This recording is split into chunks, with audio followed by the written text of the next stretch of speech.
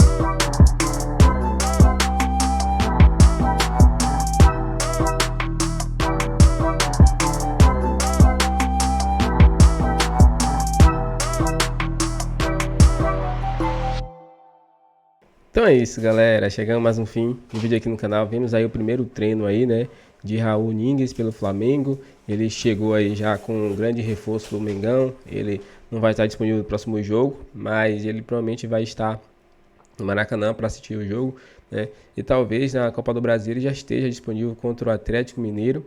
Isso é essencial aí para o Flamengo conquistar essa vitória, né? E poder aí, né, se classificar para a próxima fase e também, né, ser fundamental na Libertadores, Brasileirão, né? Junto com outros reforços que estão chegando. Dê sua opinião pra gente aqui se você gostou do vídeo, inscreva no canal, galera, e até o próximo vídeo.